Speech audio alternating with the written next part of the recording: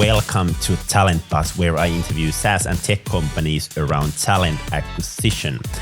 Today I'm talking with Tiina Hahtovirta from Fiksuruoka, and we are talking about their employer branding journey, why they started to invest in employer branding, what is it like to get started, how to get a buy-in from the management team, and much more. And let's start from the beginning, roughly a year ago, when Fiksuruoka started to invest in employer branding, and what was the situation back then? Cool. So that takes back to a year from this point, I would say, honestly.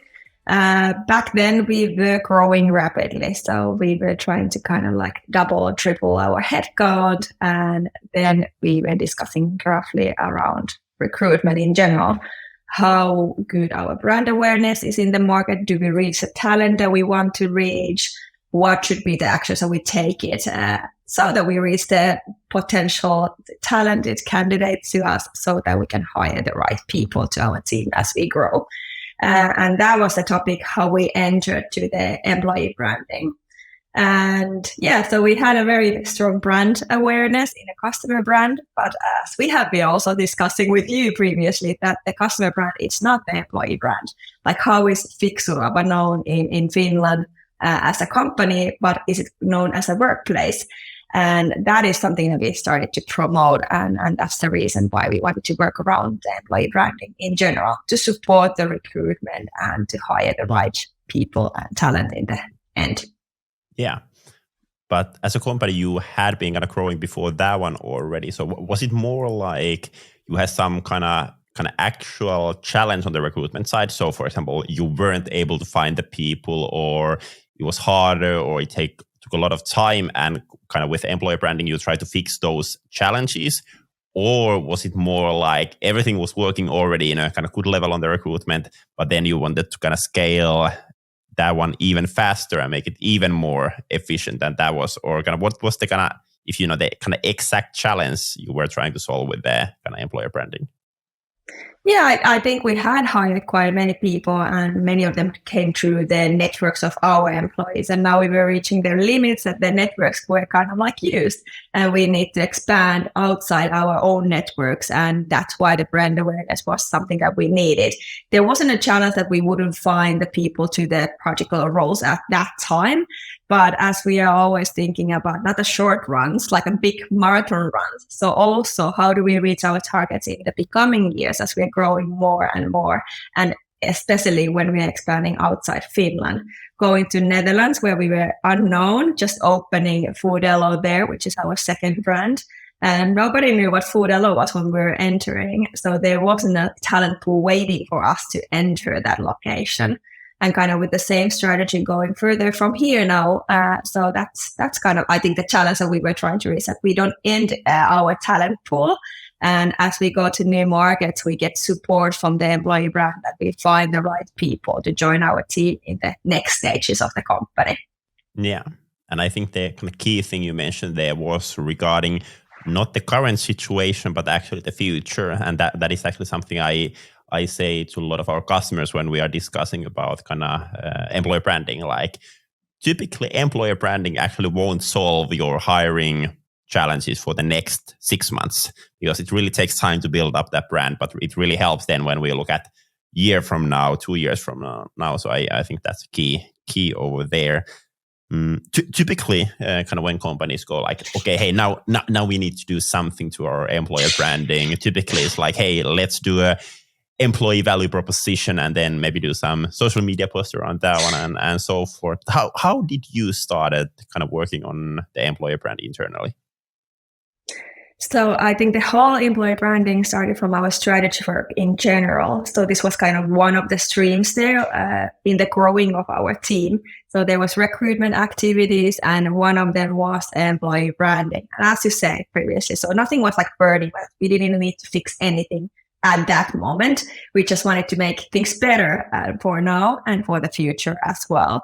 So that it was the strategy moment when we started with internal team to think about what is the strategy, what is the support we need in employee branding in general. And with our very strong brand team, we co-created our first version of the employee branding strategy. And I think that work was very eye-opening for us internally also. Like, what are we really trying to achieve with this kind of activities? What are we trying to achieve in business goal settings with the employee branding? And as thought, so it's not a fast fix. It's really a long-term commitment to fix things, and even to see the results, it takes time. So it's not just like a one post in LinkedIn on one fresh out for the career page and everything just runs smoothly after that. It's really like building it strategically for the future. And that was our initiative internally, to start working on the strategy. What are we really trying to do, and how do we get there, what we want to achieve? And very related to the business goals, as taught already earlier. Yeah, and I think that's extremely important, that you really align your business goals with your kind of recruitment goals, and therefore with your employer branding goals. And I think if you're able to do that one, it really also helps you to get the buy-in from the management team and from the company, really to invest in employer branding. One thing that kind of has, at least for us, worked extremely well kind of regarding employer branding is kind of participating your people. So the typical challenge that companies are having is the discussion around like how we are a different workplace from other companies. And if I look at career pages nowadays, I feel like there is always a lot of the same stuff going on there. Like, hey, we have a nice culture, good work-life balance, nice colleagues, nice challenges, and all that. So it's extremely hard to kind of come up with something new or something different. So can you share a bit more, like how did you approach kind of finding really your competitive advantages on the job market? Yeah, so everybody wants to be somehow unique and somehow different, but as you said, there are criteria that talent are looking nowadays, and I think that's one of the things why the career pages are looking similar. So kind of people want to find the nice culture where they really belong, and when they have good, colleagues, and they have nice benefits, and everything is like very super nice. And that's why I think many companies are tricked with that they have to put these kind of similar sentences there. But I think the trick is there, how to find where are you different, and how brave are you to tell where you are different, and is that good for everyone? Probably not. Is that attracting the right talent for you? Probably yes. So I think that's what we figured out, that where can we be different, and even if we say we have a super nice and strong culture, what are kind of the uniqueness in it? So what are the criteria we can put on our career page that people are really like, okay, that's what they're saying and that's what they're doing. I have not read that in 100 other career pages when I was looking for a job as a developer, for example. And that's how we wanted to come out. And I think that's where you need really talented people to support you to spot those things, and also a good employee insight to listen to your people, like, what are they really saying? So it's not just like a leadership team comes and says that everything is fancy and fun and nice, and that's what we want to put on our career page. It's really to believe that those things that you put there are really the truth. It's the daily life that we live in. So actually the culture that we are presenting there is something that we live in daily. And if anyone asks one of our colleagues, like, you're putting this value of data-drivenness on your web page, how that's visible in your work? And they would tell that. They wouldn't come up with a sentence like, I don't know anything about data. What are you talking about? That's just a sentence in our web page. So that was really something that we wanted to avoid, and really believe that our culture is true and it can be presented in our web page differently than competitors or differently than other companies. And finding those, I think, little things there in the culture where you can be different. Even on the side, you probably want to say things about the niceness of the benefits or the offices or the culture in general, or people that you have. But yeah, so employee insights about how the culture is really, what is the dream culture you want to believe in that you're building? What is the actual truth at the moment? I think combining all that to the knowledge that you share to your talent audience, that was our core. Yeah, interesting. And I think you mentioned one kind of very important thing over there, that you actually don't want to be the kind of best possible workplace for everyone, but really understand who are those people you want to be the best workplace to.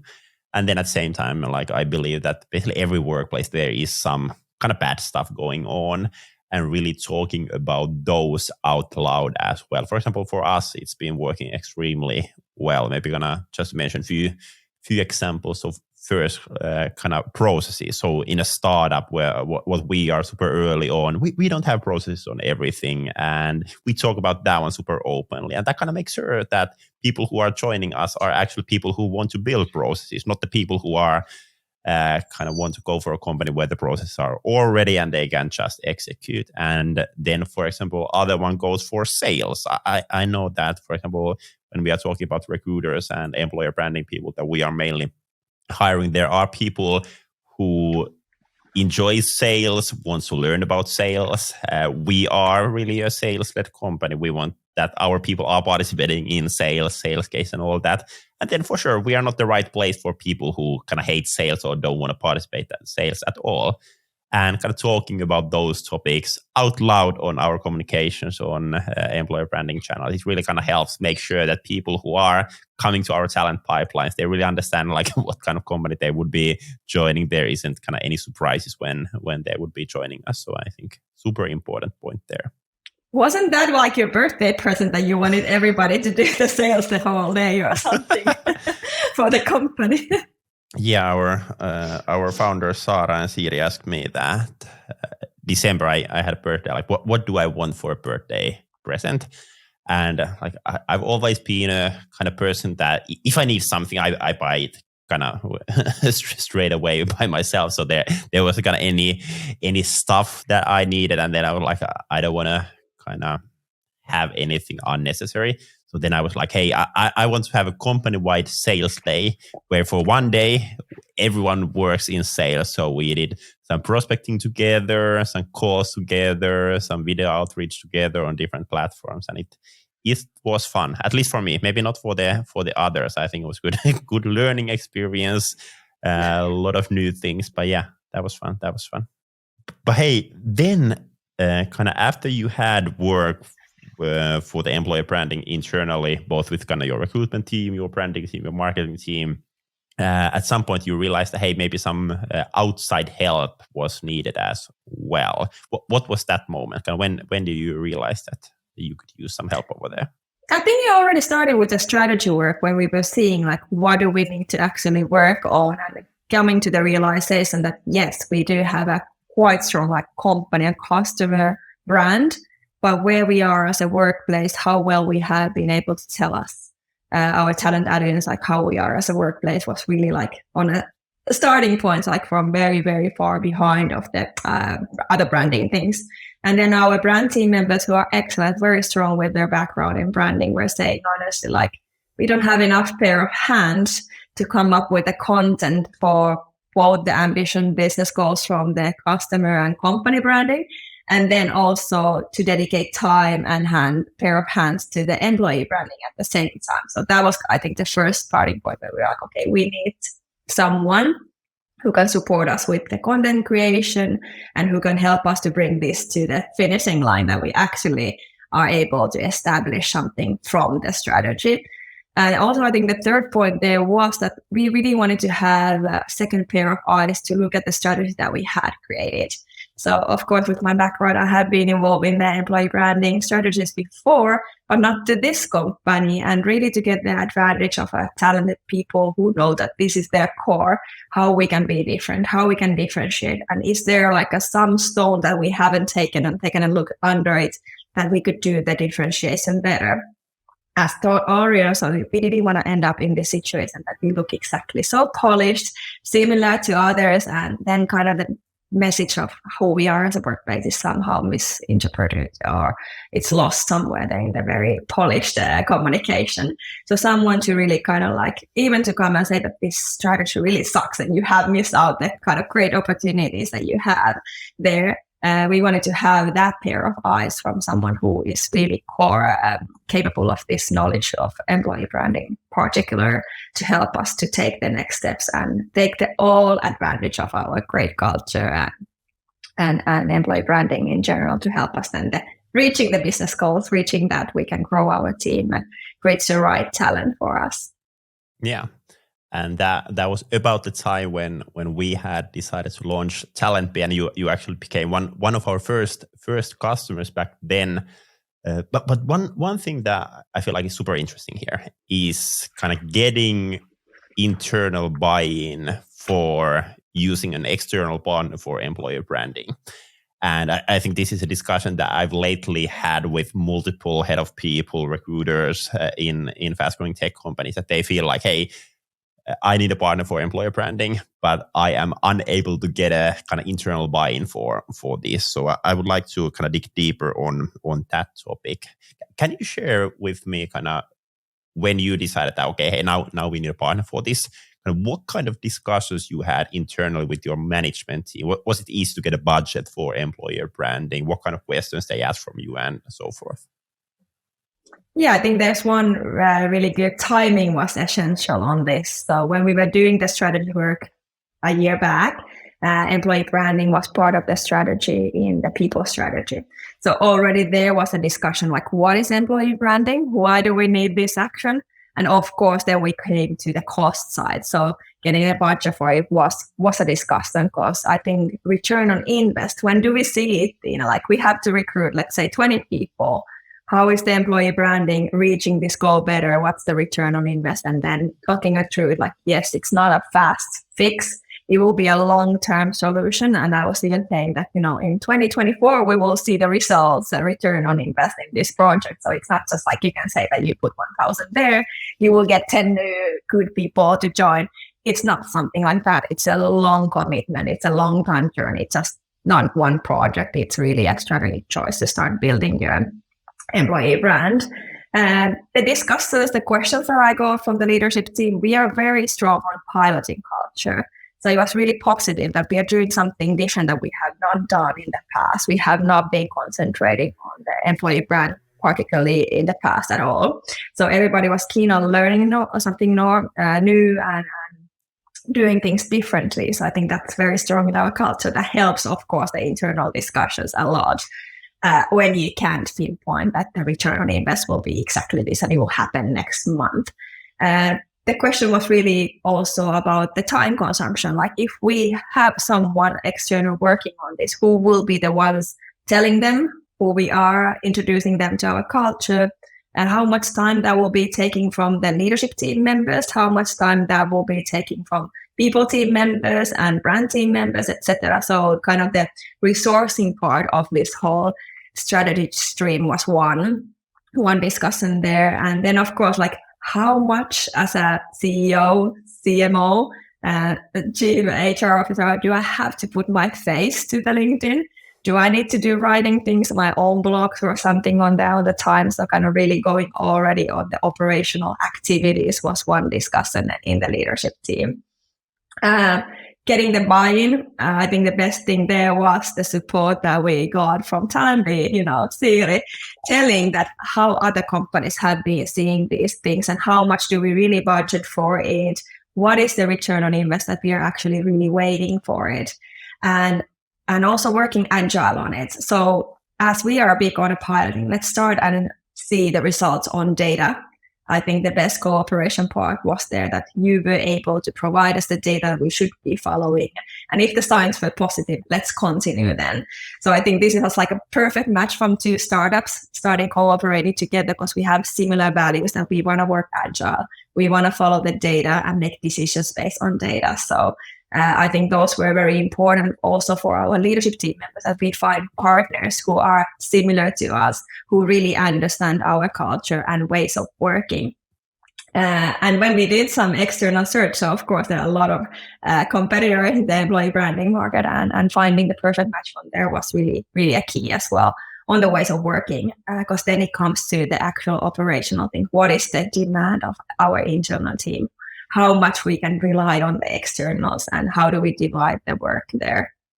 But I think that if I just have to mention for three things, so the return on invest discussion, how do we really measure that? How do we make that alive, even though we know that it's a long-term commitment? Are there any quick wins on the shorter terms to describe that to the leadership team?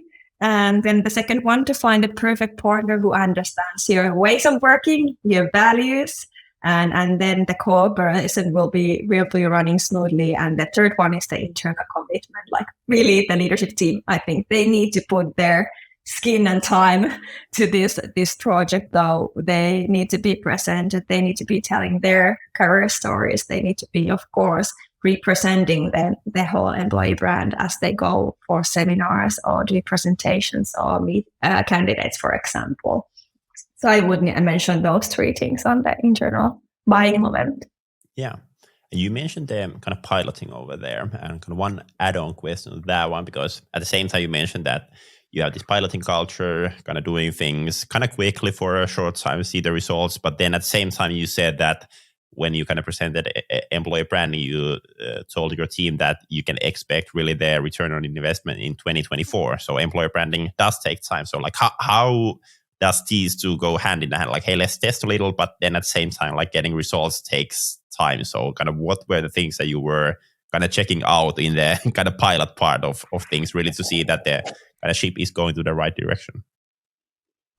Yeah, I think that's a tricky thing, that you have to have these quick wins on the way. So if we do something very honestly, let's say we do a refresh on the career page and we do some blog post, is that giving us something? Yeah. If that doesn't give us anything, so are we on the right track? And do we follow that? If we now take these actions away and do something different, does that work and give us some data to prove that that's the right direction? So that's what I mean with the quick wins, understanding kind of the bigger wins of gaining like very good talent audience in the next market that we're going to open in 2024, for example. That will be shown there as like a bigger goal or bigger achievement. But I think those quick wins are the testing pilot. So let's go and let's try it. Let's prove with data that this is working.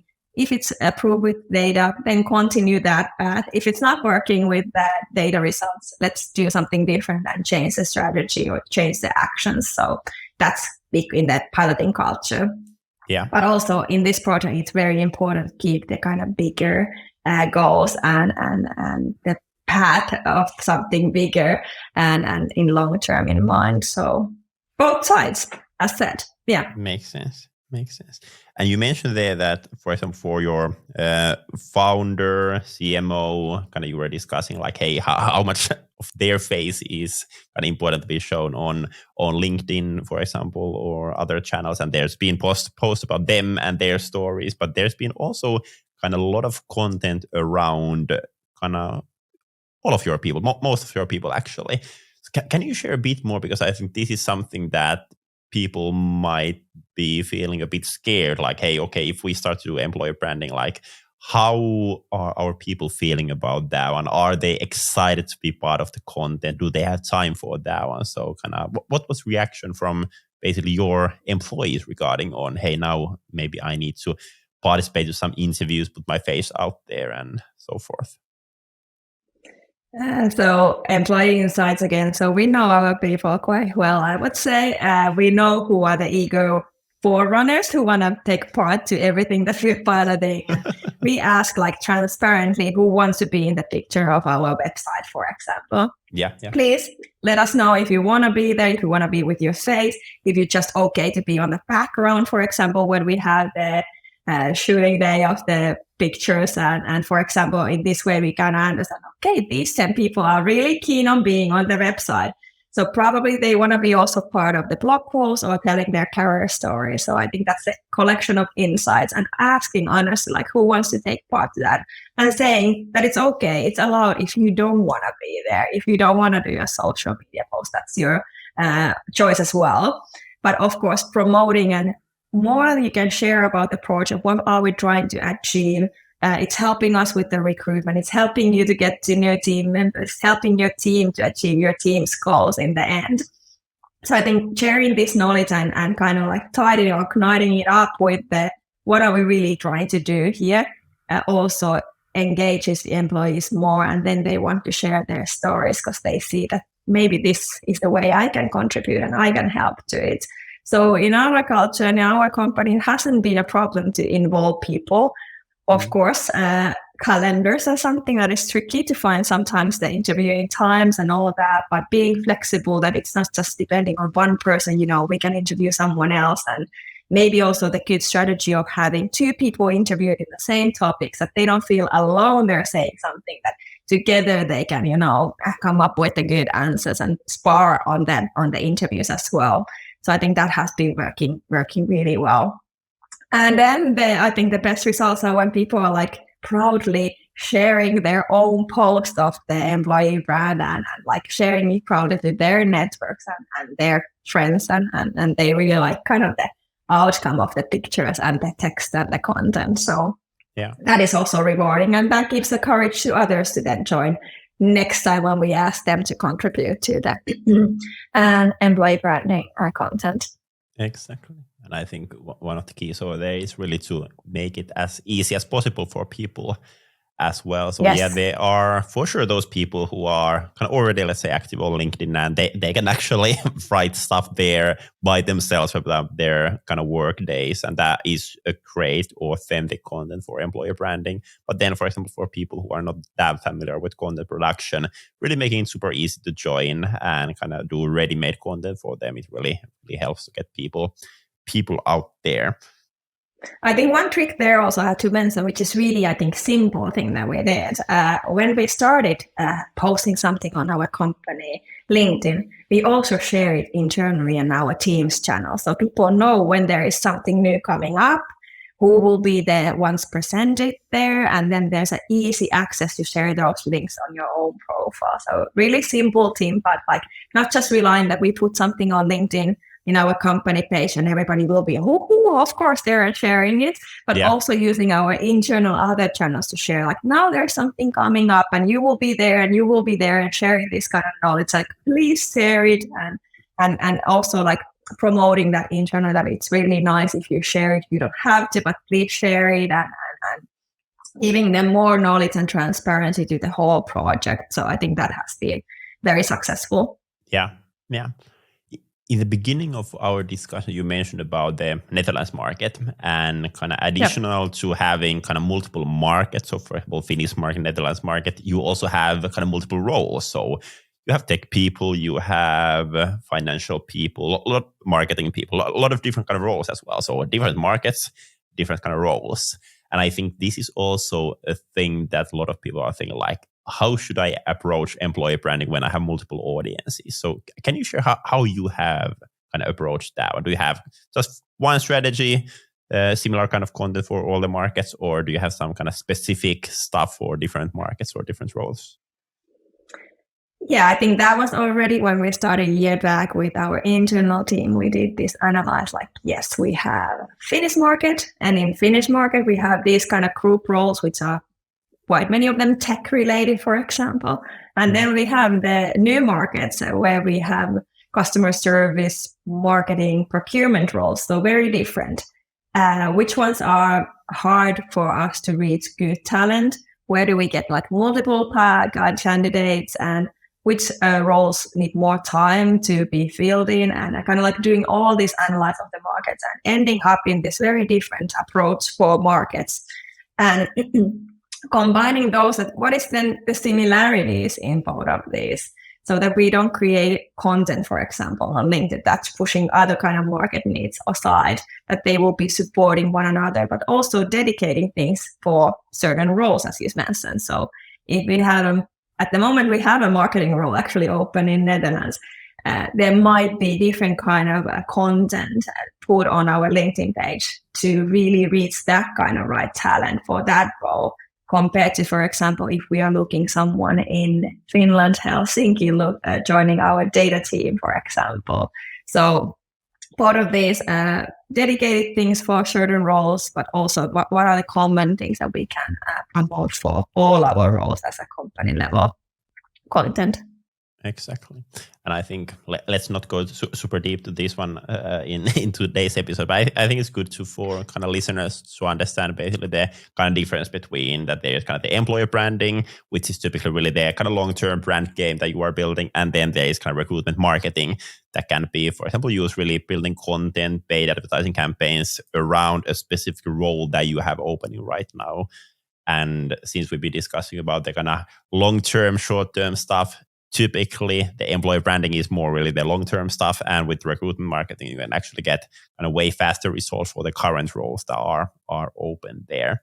But hey, last question for today.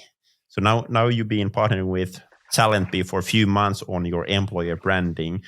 What would be kind of your greeting to head of people or head of HR over there listening and thinking about partnering with us?